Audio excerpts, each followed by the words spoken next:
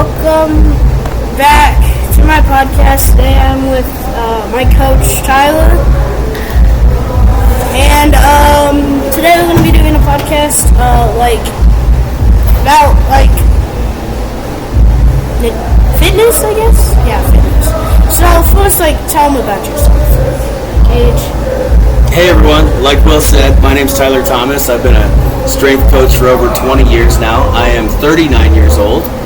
I've been working with Will for the last probably 2 or 3 years now. 2 years. 2 years, yeah, helping him get bigger, faster, and stronger. He's into sports, he's into being very active, he's into hikes, so we're just working through making him stronger. So, yeah, that's kind of my story. I've been a strength coach most of my life. So, you lost 100 pounds in 8 years, right? I did, yeah. So, what was, big things that you recommend to, help lose weight? Good point. So, yeah, I threw shot put in college, so I was probably 350, 360 pounds. When I got out of college, I got a desk job, ended up not working out as much, gained a bunch of weight, pushing 400 pounds. Still tried to work out, but it wasn't working out very well. So I knew that I needed to change something.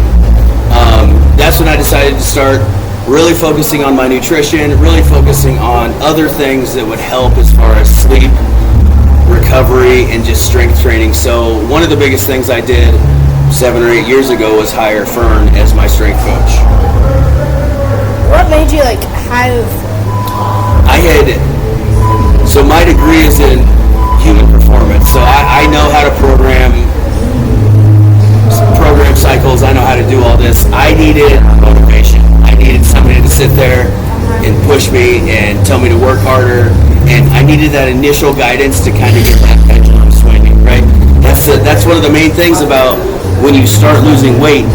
You have to work really hard for a long time, and there's a good chance you're not going to see any results. But then one day, we got lights. But then one day, you start seeing the results. They start tacking on, and you just, if you keep working through it, you keep showing up, it just starts accumulating, and you start seeing some really good results. How did you meet Fern? I met Fern just through friends at work. I was working at a company called General Dynamics at that point, and he was training at Elite Fitness in West Des Moines. So I just had a couple friends who had went there. They said he was a really good trainer.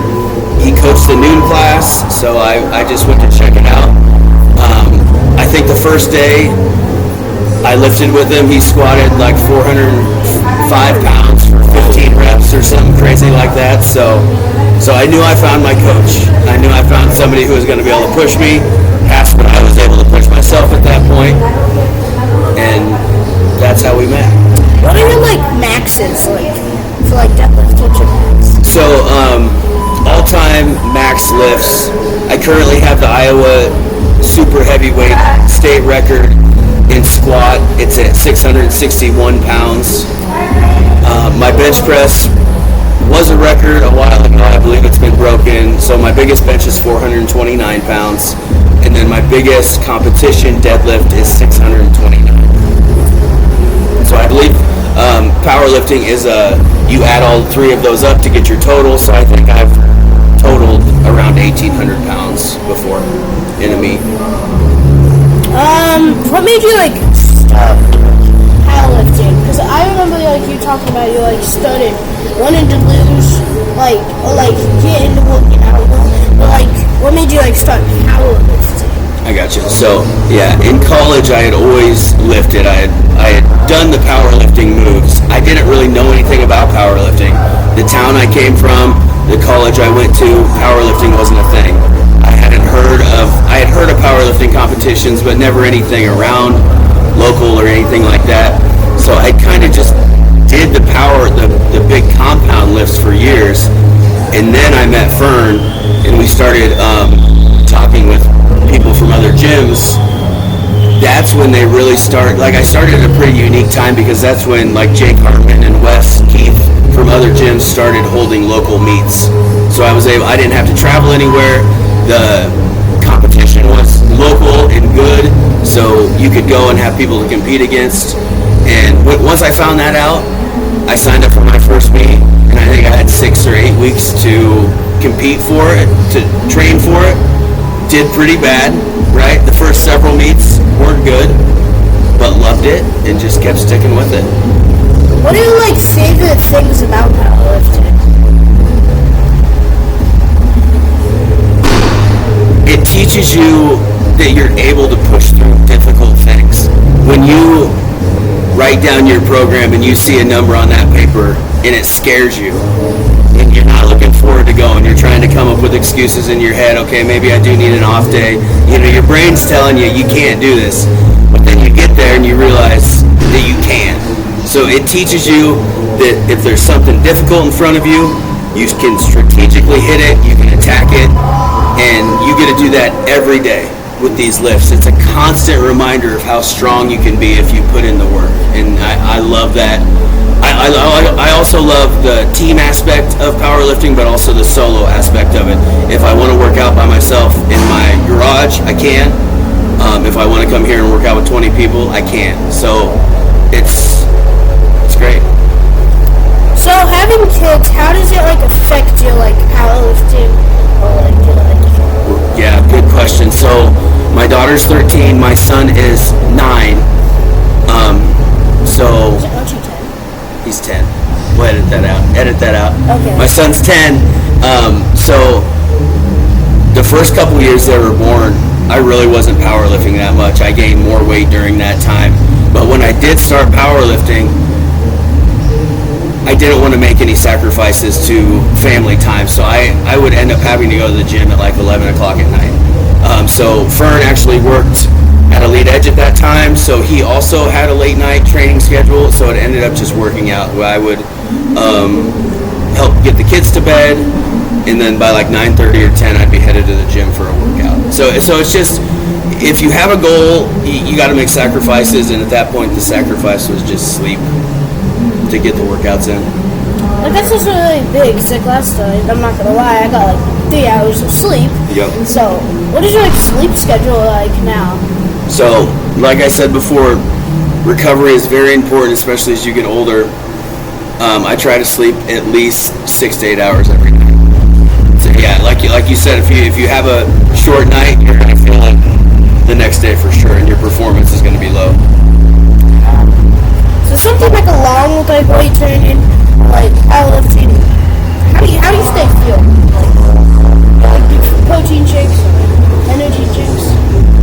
So, what was the question? Nutrition? Yeah, nutrition. Okay, so yeah, I try to stay away from a lot of supplements. I don't do too many protein shakes or anything. I try to get my calories from real foods, so I eat a lot of red meat, rice, chicken, vegetables, fruits, things like that. It is okay to supplement if you look at your macros for the day and you're down in protein. I'll drink a protein shake to catch up, but ideally you want most of your calories coming from whole foods. I recently literally, I'm doing 40-day moto now, and I just got into eating chicken and rice. So Yeah, it's good. It's I mean it's boring and redundant, but when you pick a goal out, you have, like I said, you have to sacrifice some things, and yeah, it's not the tastiest food. It gets pretty redundant if you're on your 8th meal of the week and it's identical as the first 7, but you pick a goal and you go for it. Chicken broth's a good one. It's true.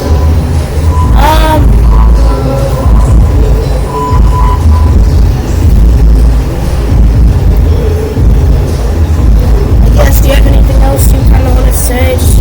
What are your goals in powerlifting? My goals for powerlifting is I want to get 200-pound deadlifts by age 11. Then I want to get my bench up way higher. I'm not on 275. And then 45 pounds, I want to get it higher. More than 4. That's awesome. Yeah. What's the most favorite thing about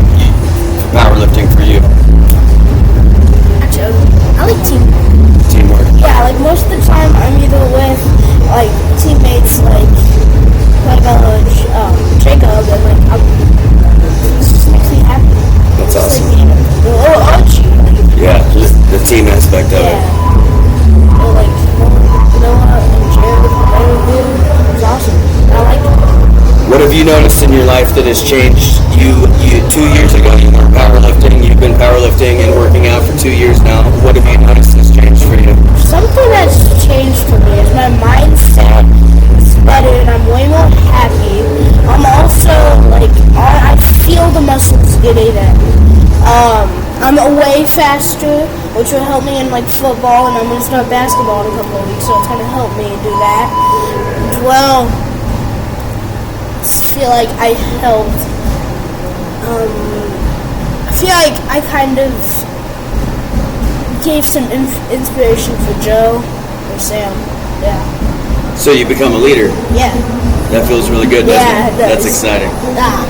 What would you tell your friends at school if they're like, we just play football, you don't need to, why are you going to the gym? What would you do?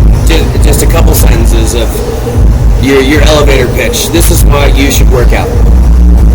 You should work out because it's good for agility and you can get faster. You could also be like better and like be the fastest and like everybody else will be impressed. You could also get bigger biceps because if you're like small and like skinny, but you're like really fast, you can't really show it. Like if you get bullied by some big bullies and then they're like being mean to you and you're like small, well you know you're like strong. But if you're like a big dude, like big muscles, like six pack, like really strong, like scary almost, like you could they would be scared to bully you. So it's just It's great. I like that. What about, is it all about when you're in the gym, when you're working out, or what aspects do you have to focus on when you're outside of the gym to make your gym work matter? Mostly nutrition and Tell me more about that. so like nutrition is like eating like healthier foods, like more protein, more like eating less. It's like last year I had after school I had a bowl of chips this big every day 2 years ago. Yeah. And now I have protein bar after school. So like it basically just helps me get stronger and like but yeah. Like I also eat now, like I'm eating a lot of chicken and rice, like healthy foods for you. Like the other day I had green beans, cherries, chicken and rice. I think it was just really good.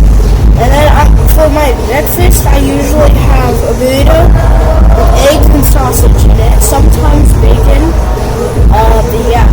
And then for the last couple of days I've been making protein shakes, like protein shakes for breakfast and lunch. That's awesome. Yeah. What's your sleep schedule like? So, in school year, which was like 2 weeks ago, I would go to sleep at 9:30ish, and then like wake up like 5:55 or 5:54ish. Yeah. So I still get like my 8 hours of sleep. But like now in summer, I'm not gonna lie, I go to sleep at like 10:30, and then wake up at like 8. Sometimes, mostly. So, yeah. That's great. What are your plans for the summer to make sure that your sleep is still good, you're not on the screen too much, and you're eating right? Have you thought about that yet? Yes, I have. I'm gonna start eating less snacks, like no snacking, and like come to the gym consistently. So remember, you're a kid. Kids need some snacks. It's not no snacking. It's I'm not going to eat all 20 packs of gummy bears because they're amazing. You have 2 or 3 and then go jump on the trampoline or go play, right? Yeah. So you got to remember, you're a kid. You're going to have fun. We even have snacks too.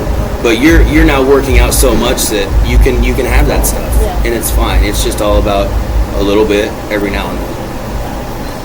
So, and then I'm also gonna start. I'm gonna have more like fitness. I'm gonna be like outside and we'll play at the park because I live right next to a park. And I'm also going to be doing like I'm gonna start basketball soon, and then football is same week as basketball. So I'm gonna be going back to back and taking rest probably the rest of the day. That's awesome. So yeah. When's your next competition? My next competition is are we doing the mock meet this Stay tuned. State Fair, but like official competition is That's our official one. this June. Is it the one this June? No. Oh, Your next one will be the state August, fair. yeah. So how did you do last year? last year I think I did somewhat. Hey, give me like a few minutes. Let me pause it. So we were talking about like how to stay healthy.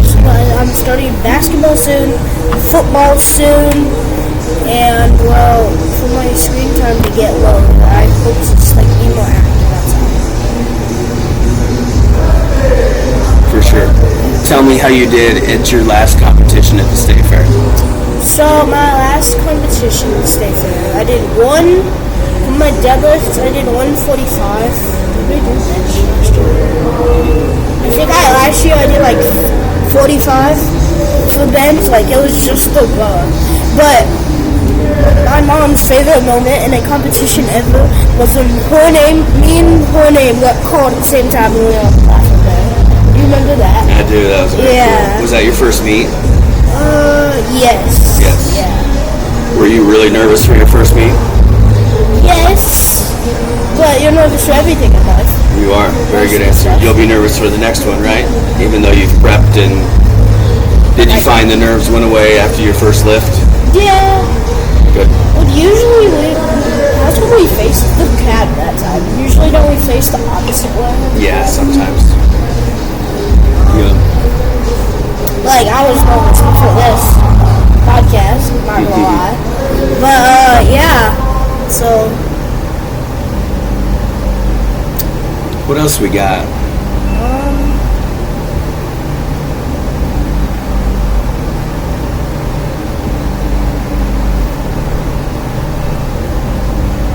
what makes you like tattoos so much?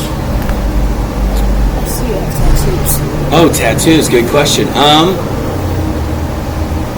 I don't know. I've always enjoyed being different, and I think that was one of the easiest ways as a young kid to stand out, and I fell in love with them, and I've gotten them ever since. What was your first tattoo? The Superman up here. Nice.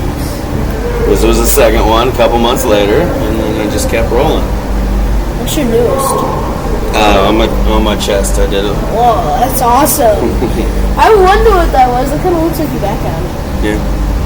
That's what it is. Oh, that's awesome. What do you like about being a coach? I really like that I can help people get stronger. It's really cool when someone comes in and they don't think they can do something, and then 4 or 5 weeks later they start realizing they can do it.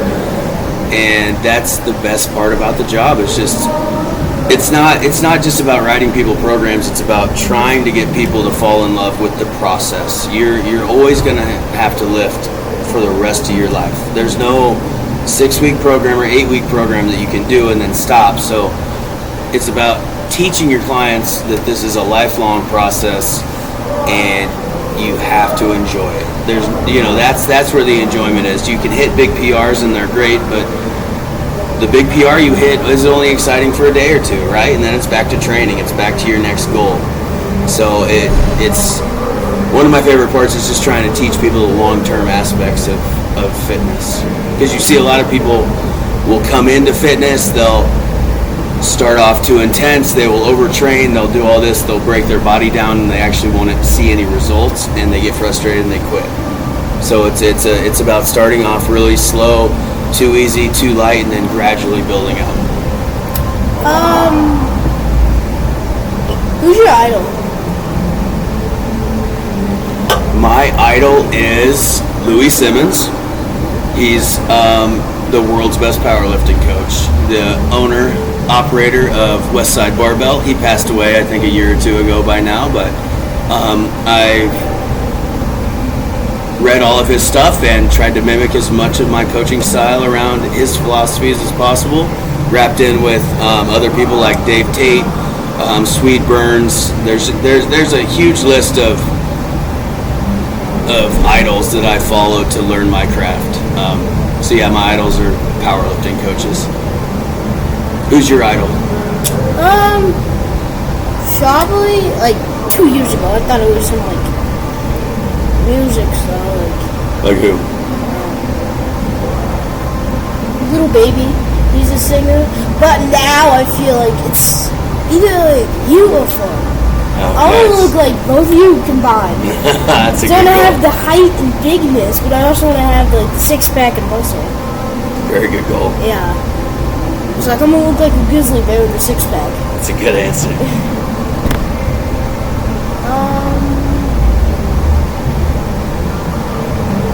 Over the years, I know being a big Fuzz Army is like very into like social media. Have you learned anything about social media recently? Like, Yes, BFA uses social media quite a bit. We don't have a massive following, and there's especially through the powerlifting page, our kind of philosophy is, instead of having thousands and thousands of followers that we don't know and we've never met, we would want 600 or 700 followers that are in the area that we can talk to, that we can invite to our gym. If you have a local facility, it's much more important to have just a local reach on social media than, it's great if somebody in the UK knows about you and likes your lifting, but they're never going to come and you're not going to be able to help them in your gym, right? So the focus is on promoting ourselves to the community, and yeah, we do that through social media. Is definitely the easiest way to go. But I think a mistake people make in social media is just focusing on their followers when they need to focus on who is following them. You should be able to go through your list and go, I know 99% of these people. These people live in this area. I can reach out and help them. Like, those are the people you want to be promoting your social media to, in my opinion. Same with my socials. I agree with you. Like with my socials, I have my friends, my parents / coaches / people from the gym, and then like their friends follow me. Yep. So like friends of friends follow me. You'll find, and I'm sure you've already seen this, there's a huge group of people on the internet that are there to just say terrible stuff, and it's fun for people who haven't accomplished anything in their life turn into haters, and it makes them feel important for a little bit if they can get online and trash talk somebody who is accomplishing something. So that's another good reason to just keep your following small, keep the circle tight with people you know. If you were an online coach, the approach is different because you could coach anyone from anywhere in the world. So you do want to do more of a broad outreach. But yeah, it's like you just said, our following develops from the people who trained with Fern, and then it's the friends of friends, and then it's the people friends of friends of friends who have joined, right? It's just the following grows slowly, and that's great. I think everything just needs to happen natural and a nice slow progression on online especially. Who's your favorite youth lifter? Well, I have to say Archer. Nice try. Yeah, fair point. What is your schedule? Like, how many times a week do you go here? Oh, good question. Okay, so I work out 3 to 4 times a week, depending on my schedule, because I coach a couple other things. So mandatory through the week, I have to get in a maximum effort upper body, which means a heavy lift, and a maximum effort lower body, which is the heavy for lower.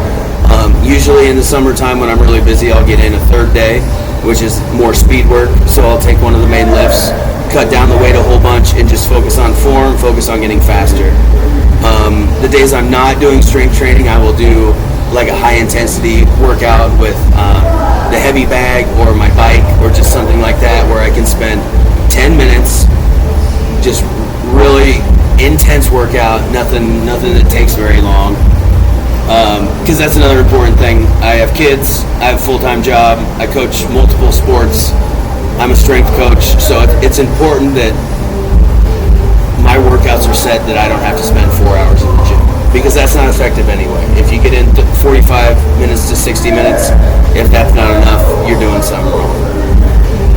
So that's usually my schedule, a minimum of 3 times a week strength training. Why don't you do cardio? I do cardio. It's in the form of high intensity cardio. So there are two types of cardio. You got your long distance stuff and you got your high intensity stuff. I want to preserve muscle. I want to preserve strength. I want to preserve my weight. So it wouldn't make any sense for me to go run 2 or 3 miles. It makes sense for me to take 10 minutes on a heavy bag to make sure my conditioning is up, to lift the heavy weights, but also I don't need to go run 10 miles. So it's about focusing on your goals and then aligning your training with your goals. Because it would be very hard to have like a 700-pound deadlift and be able to run marathons competitively, right? They're total different modalities. You think you've succeeded in life yet? Absolutely, yeah. I'm very happy with where things are at, and at the same time, just going to keep pushing, keep growing things.